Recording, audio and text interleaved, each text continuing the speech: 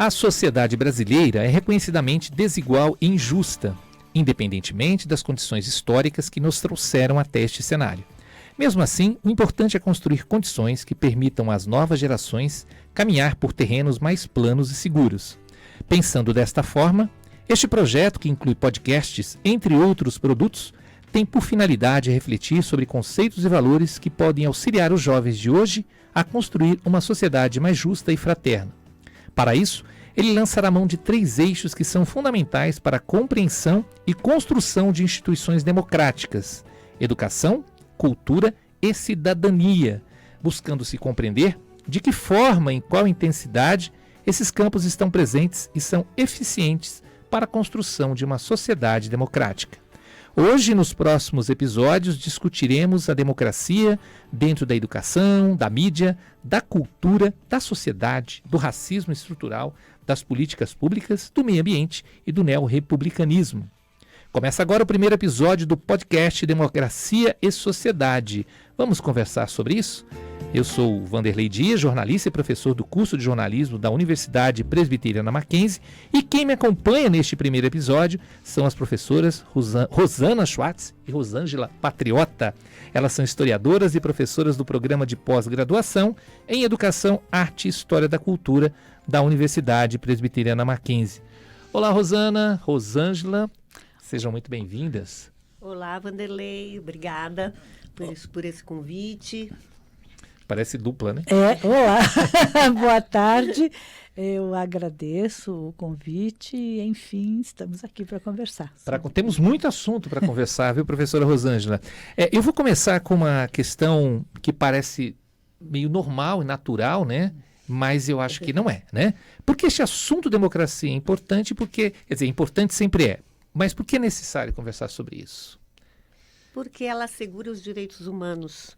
Porque falar de democracia, não é falar das igualdades, né, das liberdades, de algo que foi construído historicamente a partir de muitos movimentos e que é fundamental a gente pensar na soberania, né, do povo, né, nas decisões que o povo pode ter. Então, falar de democracia é falar fundamentalmente dos direitos humanos, de corrigir desigualdades, né, e de aprofundar, não é, questões que não só no campo jurídico, né, porque às vezes acabamos sempre falando de democracia no campo, né, das leis, não é, mas sim num campo mais aberto. É falar de educação, é falar de todos os direitos, né, vamos colocar assim, que estão na nossa Constituição. Agora, Rosângela, pode completar, por favor. Bom, eu quero pegar, né, a carona aqui no que a Rosana falou e dizer o seguinte: por que falar de democracia?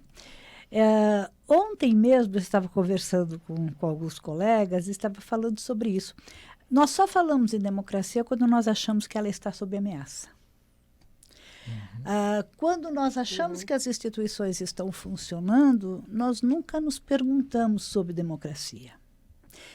E democracia, na verdade, deve ser a base da nossa formação como cidadão, como pessoa, como pro viver em sociedade, né? E a Rosana falou dos direitos humanos, é a questão de saber quais são os nossos direitos e os nossos deveres. É saber que tudo o que acontece em sociedade nos diz respeito, não é? É estar vigilante, estar atento, ser participante. Eu acho que essa é uma questão essencial. Nós não somos educados para a democracia. Nós, muitas vezes, confundimos democracia com voto. E depois disso, ela desaparece do cenário. Né? No Brasil tem a expressão que diz o voto é a festa da democracia. Não, a democracia ela tem que ser construída no dia a dia. E por isso a gente precisa conversar sobre ela. Por que a gente, já que você falou dessa questão do voto, por que quando a gente fala em democracia, imediatamente, eu acho que em qualquer situação, no senso comum, a gente pensa em política partidária, por exemplo? Existem várias concepções, né, de democracia, mas vamos colocar assim a principal, né, que mais é falada, é a subordinação, né, do poder pela política. Então, isso acaba sendo discutido de certa forma, na educação, né, no ensino médio, no ensino superior, no sentido sempre, né, político. E também porque ela assegura, né, ela tem a garantia, né, dos seus direitos, né? Então, como a Rosângela falou, em momentos, né, de eleição, alguns momentos até inclusive de fragilidades da própria democracia, aí vem à tona, né, essas discussões, mas é sempre pensando, vamos colocar assim, majoritariamente na questão política, né, dos direitos civis e dos direitos políticos, e não levando em consideração que, quando você fala de democracia, você está falando dos direitos sociais, do direito do meio ambiente, direitos, não é, culturais e assim por diante. Mas você pode perceber que a mídia ela também contribui nesse sentido, porque ela salienta nos momentos que nós temos eleições ou no momento que você tem alguma questão política mais, não é, visível, né? Então, as pessoas equivocadamente pensam que é somente, não é, a questão política, mas o político também atravessa tudo, se a gente for pensar, né? A vida cotidiana é política. Então, o dia a dia, quando você constrói as práticas, né? A partir da prática, que é aí que você está exercendo a democracia, não é? É no seu dia a dia, né? É no seu olhar para você e olhar o outro, né? E você viver, né? Isso que Mas é talvez importante. seja nesse momento de eleições em que a palavra democracia mais apareça, talvez seja por isso, pode ser uma das razões? Olha, eu tendo a concordar com essa afirmação, porque nós temos, e aí né, eu vou fazer aqui um bate-bola com a Rosana, porque eu acho que tem uma convergência na maneira de pensar. Eu acredito que há esse olhar muito restrito, que democracia se traduz em política partidária ou ação institucional. E nós deixamos de considerar que a ideia, a noção de democracia, e se a gente pegar, né, do ponto de vista, é lógico, se você pensar o mundo grego, mesmo a noção de democracia e de cidadão era o proprietário da terra, né? Enfim, quando eles iam para a ágora, você discutia os negócios públicos. O que nós vivenciamos, o que nós herdamos, que é a democracia que nos vem da Revolução Francesa e do advento da República, da divisão do poder em poder legislativo, executivo, judiciário, aonde é uma sociedade que começa a compartimentar o conhecimento, as atividades e o fazer. Quer dizer, eu vou cometer um anacronismo aqui péssimo, mas lembra que quando a gente, nos manuais, você via a sociedade feudal, os que rezam, os que trabalham e os que lutam, né? Aqui, então, quer dizer, a questão política está para um campo fora da nossa esfera. E aí a gente perde uma noção muito grande. Primeiro, porque nós temos uma visão muito centralizadora. Nós somos, desse ponto de vista, shakespearianos, porque nós vivemos as intrigas palacianas. A política não vai para a rua, a gente não consegue enxergar a política na rua. Ao mesmo tempo, nós temos uma noção de ver política como sinônimo de baderna. O debate não é... Nós não somos educados a debater, pela divergência, a construir o sentido público. Então, eu penso que essa é a principal tarefa, de que a ideia de cidadania, que a educação não é só educação para o trabalho, é educação para a cidadania. É que a gente consiga debater, consiga refletir e consiga ser um indivíduo participante da sociedade da qual você faz parte, né? Eu acho que esse que é o problema. E aí a gente tem que voltar a essa noção, a dessacralizar o conceito de democracia e fazer com que ele volte para a sociedade e não fique apenas nas chamadas instituições, que seriam as instituições responsáveis por determinadas condições. E a Rosângela está colocando que seria exatamente o espírito democrático, que tem de ser trabalhado é esse espírito participativo. A pessoa, né, conseguir enxergar enxergar o outro e outras questões, né, não só a parte jurídica, é lógico que isso é muito importante, em tentar compreender o governo das leis, tudo isso que foi instituído, né, mas também perceber que a democracia, ela faz parte da minha ação enquanto sujeito, não é? Na vida cotidiana, na escola, no meu bairro, aonde eu estiver. E isso fica um pouco distante em alguns momentos, né? Essa compreensão, né? Que eu sou o agente, né? E que eu posso assegurar a partir da minha ação, não é? Cotidiana, a democracia. Puxando essa coisa que você falou do aprendizado, né? É possível aprender na escola a democracia? Na escola mesmo, na escola fundamental. Sim. A democracia. Sim. A própria, puxando já o que eu já estava falando, é a prática, né? O exercício, né? De respeitar o outro, desde as coisas mais simples, porque é assim que você constrói a democracia, né? Das coisas mais simples, né? Das crianças dentro de uma sala de aula, o respeito do professor, a diversidade, as diferenças, né?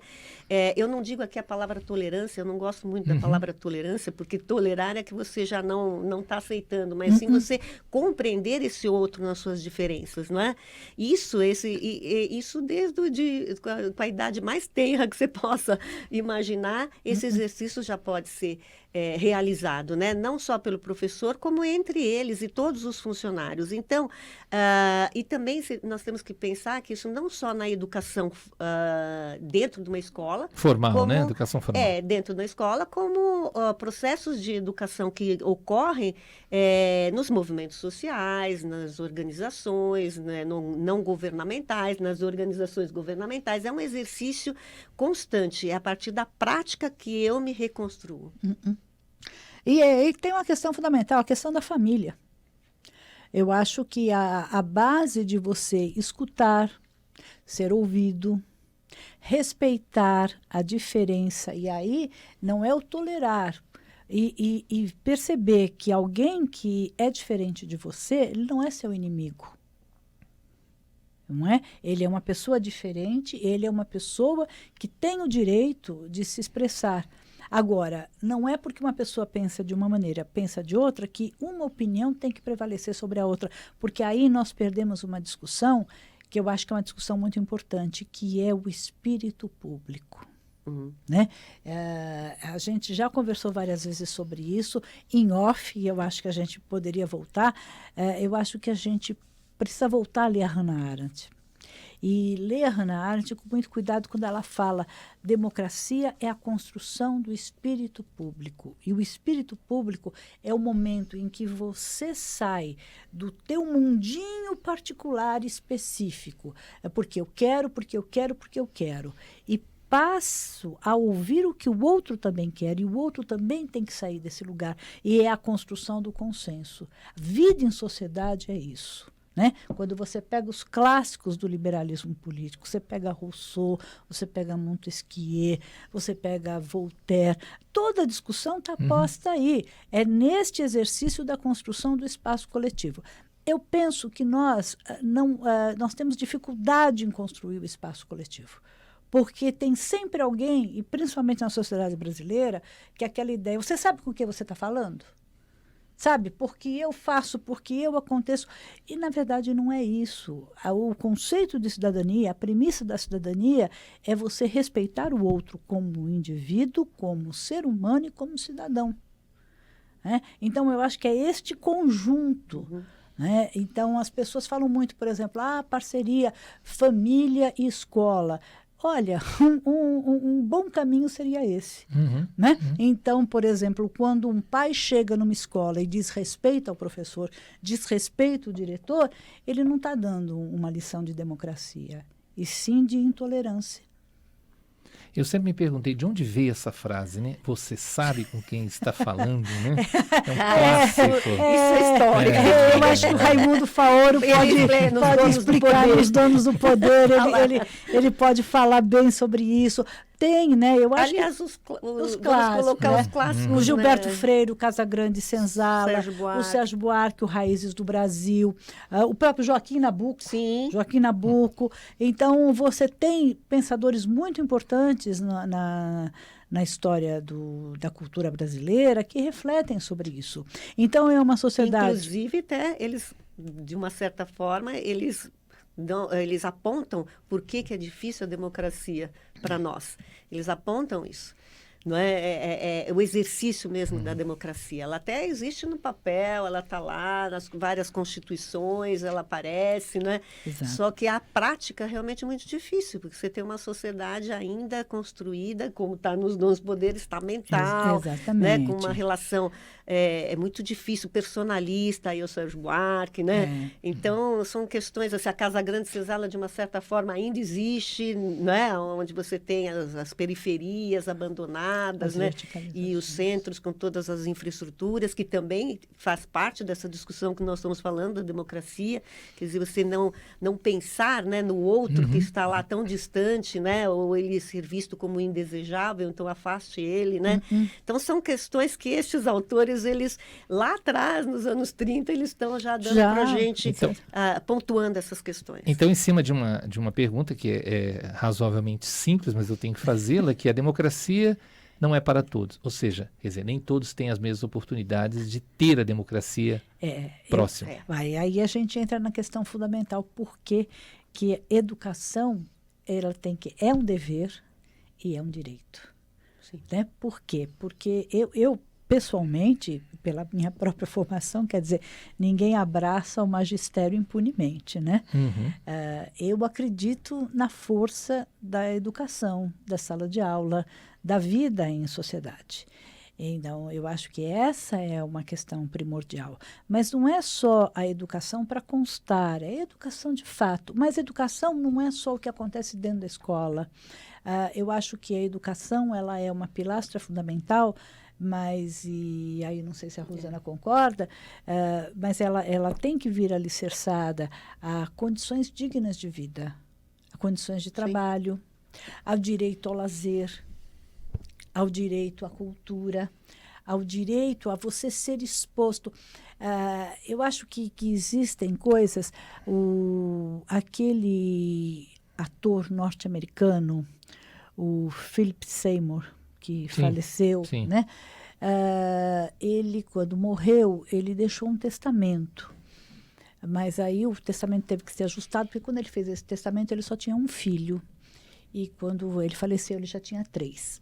Você sabe qual foi a exigência dele ao designar toda a fortuna para os seus herdeiros?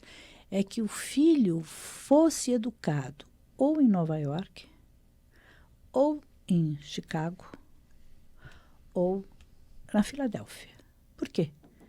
Porque o filho dele teria que ser exposto à cultura.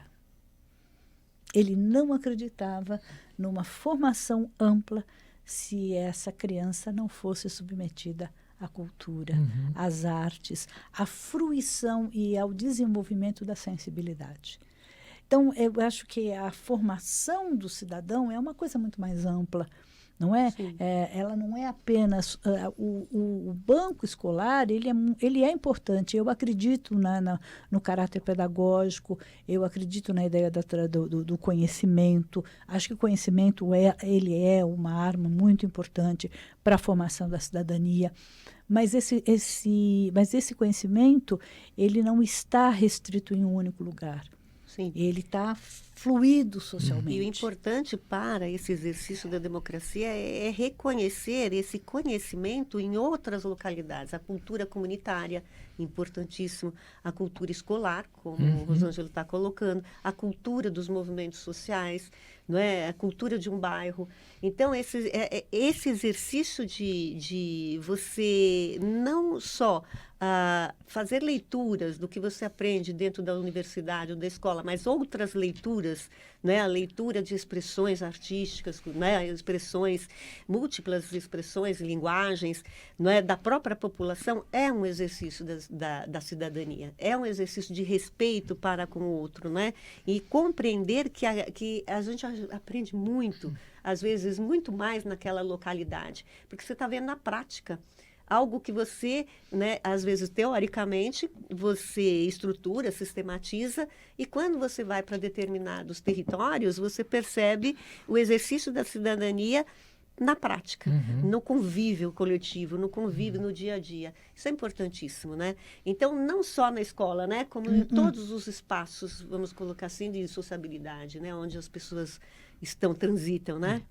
Vocês chegaram a pensar que sei lá, meados dos anos 90, ou início dos anos 90, quando surgiu, já que eu falei dessa questão da democracia para todos, com o surgimento da internet, a democracia ia ser de mais fácil acesso, as pessoas teriam mais informação, as pessoas teriam mais capacidade de raciocinar ou não. Vocês chegaram a acreditar nisso em algum momento? Olha, posso Pode. Eu acho o seguinte, eu acho que são múltiplos aspectos, né? Se eu lembrar do Humberto Eco, Humberto Eco vai dizer assim, né?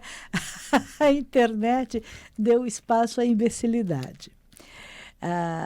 Eu acho que alguns aspectos, sim. Por exemplo, se você pegar as redes sociais, eu acho que elas podem ser instrumentos extremamente importantes de divulgação, de contato, mas, pelo amor de Deus, né? Tem coisas que eu acho dispensáveis.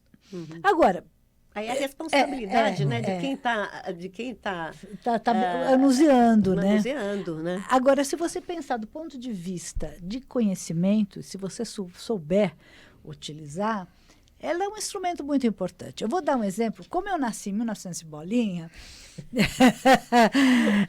eu, quando comecei a fazer pesquisa, a gente ia para a biblioteca e a gente levava um fichário. Sim.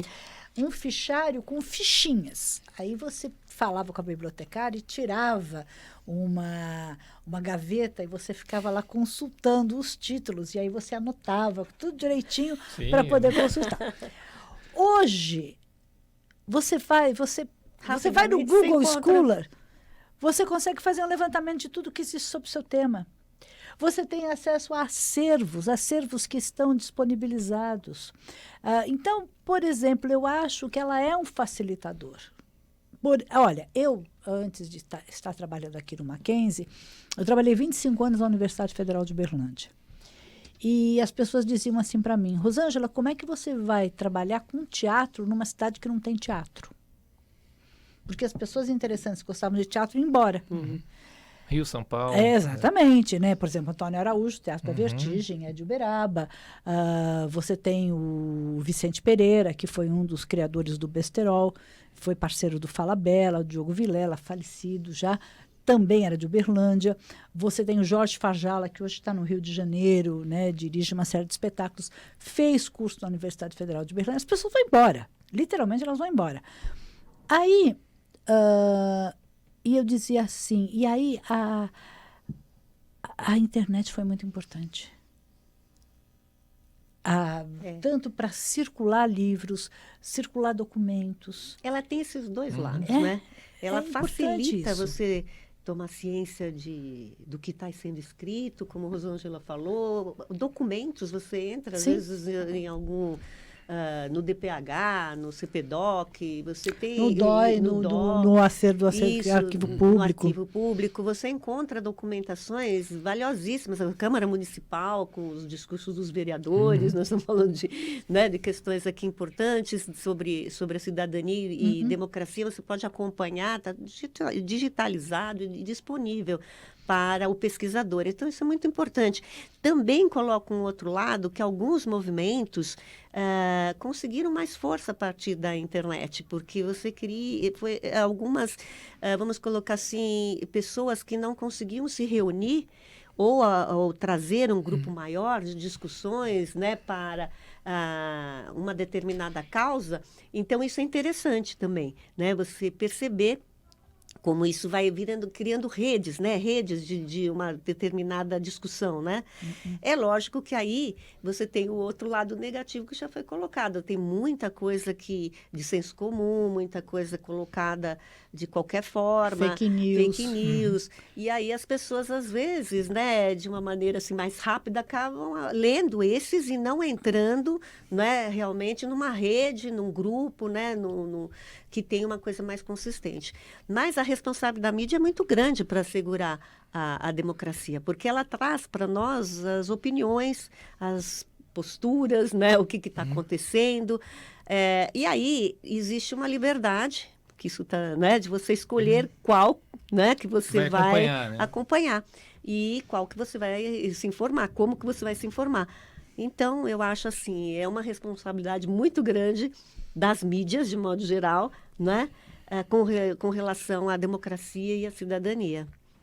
É possível, dentro de uma sociedade, que se possa dizer fechado, de um Estado não democrático, aparecer pontualmente coisas democráticas, seja na educação, seja na saúde, seja no meio ambiente, por aí afora? Olha, eu tenho um caso que eu acho bárbaro. Quem conta isso é um diretor de teatro falecido esse ano, que é o Peter Brook. Peter Brook estava na Polônia e ele estava num bar e, de repente, chega a notícia que uma série de alunos foram presos. Chama o professor, chama o professor, chama o professor. Aí ele achou que era um professor de história, um professor de ciência política. Aí chega o professor, vai liberar. Aí ele vai saber quem é esse professor. Esse professor chamava-se Ian Cott. Ele era professor de teatro. E a Polônia tem contribuições muito importantes, né, do ponto de vista cênico. E aí o Peter Brook fica, né, enlouquecido, ele vai ver o que o Ian Cott está fazendo. Então ele achava que o Ian Cott estava fazendo textos engajados, denunciando o regime totalitário. Ele estava encenando Shakespeare. E o Ian Cott publicou um livro, que é um livro clássico, que foi publicado aqui no Brasil pela Cosac Naif, e tem uma edição portuguesa com um prefácio que torna o livro famosésimo, é o prefácio do Brook, e depois o livro. Se chama Shakespeare, Nosso Contemporâneo. Eu estudei um dramaturgo brasileiro chamado Duvaldo Viana Filho, que, para quem não conhece, mas que é um pouquinho mais velho, um pouquinho mais jovem, é um dos criadores da Grande Família, do seriado da Grande Família. O Vianinha dizia o seguinte: as pessoas atuam nas brechas. Então, eu acho que é difícil, é muito difícil. Se você pensar na Alemanha nazista, se você pensar na Espanha do Franco, em Portugal do Salazar, as brechas são muito difíceis. É diferente de uma experiência autoritária, né? Porque o autoritarismo ele tem várias camadas, ele tem vários tecidos que permitem que o contraditório apareça. Mas o exemplo do Ian Cott sempre me fascina, porque ele estava sob um Estado totalitário e ele pega um texto clássico, ele ressignifica esse clássico e ele foi responsável pela formação de gerações de artistas, de pessoas críticas. Então, não sei. A brecha sempre existe. A brecha sempre existe, porque é do próprio ser humano, né? Você viver num estado, não é, assim, sem a democracia, as pessoas acabam se unindo para desconstruir isso de uma certa forma ou de outra. Então você pode analisar os regimes mais, né, o fascismo, o nazismo, e dentro dele mesmo você vai tendo a própria desconstrução, né? Lógico que demorada, né? Mas tem dentro dele a própria desconstrução. Então, é possível sim, e se dá, como nós estamos falando agora há pouco, não só dentro da escola, porque a escola vai ter, nesses momentos, nesses estados que nós estamos falando, um direcionamento para moldar a sociedade de acordo com a ideologia deles, o pensamento deles, né? Agora, fora, né, o processo, né, pedagógico acontece, né, porque as pessoas se reorganizam, se criticam, e isso vai para fora e explode, né, e acaba derrubando. Senão esses regimes não é por causa de guerra só, mas sim por causa do próprio, dentro dele mesmo você cria o germe da destruição, né, ainda bem, né, dele mesmo, né. Eu assim acho, mesmo. E eu acho que isso me faz lembrar também um livro que pessoalmente eu gosto muito, que é O Passado de uma Sim. Ilusão, do François Ferré. E o François Ferré é um historiador francês já falecido, e ele começa com uma pergunta: como que o nacionalsocialismo e o socialismo, no início do século XX, eram grandes promessas que se tornaram experiências totalitárias. E ele começa dizendo: eu estou escrevendo esse livro no momento que a União Soviética ruiu, né? E ele diz: construiu um império, mas não forjou uma civilização. Uhum. Por quê? Porque você criou nas bases os subterrâneos. Então, uma coisa muito interessante, quando a União Soviética se dissolve e que os estados começam a se reestruturar, a primeira coisa que reabre são as sinagogas. Então, existiu uma cultura que continuou a existir. E aí, eu acho que a Rosana tocou. Você não desconstruiu aquele homem anterior, entendeu? Exatamente. Ele estava sobre uma espada, né? Vamos colocar assim, Sem poder se manifestar, mas né? ele continuava com as suas crenças, com e construiu os seus códigos, né? Seus códigos. E é importante códigos. enxergar esses códigos. Isso, de certa forma, a Rosângela está colocando, quando ruiu a União Soviética, isso já estava sendo apontado bem lá para trás, que essas reações, né, que os grupos já estavam descontentes, né, com esse regime, as críticas ao stalinismo anterior, não é, ao castrismo e outros regimes todos que estavam aí, isso já estava acontecendo, que você não desconstruiu, né? Não foi, de uma certa forma, eliminado, né, aquele homem. O sistema foi imposto, mas você não eliminou o homem. Inclusive, até em algum momento, se a gente for pensar o que é o construtivismo, lá na Rússia, era para criar a morte desse homem, né? Do homem que tinha uma noção de belo, uma noção de olhar, não é? Um individualismo, competitividade, a partir de uma construção de uma outra arte, que seria a arte não burguesa, né? A morte da arte burguesa. É o novo homem, né? O novo homem do Mayakovsky. Exatamente, só que isso não ocorreu. Se você me permite, que eu acho que esse tema é um tema fascinante, que é a experiência do Prolet Cult. E que depois é o próprio Lenin que diz: voltemos a Ostrovsky. E tem uma questão aí que é muito importante, quer dizer o seguinte: o diálogo entre a modernidade e a tradição é um diálogo constante. Não é possível você simplesmente ignorar um em função do outro.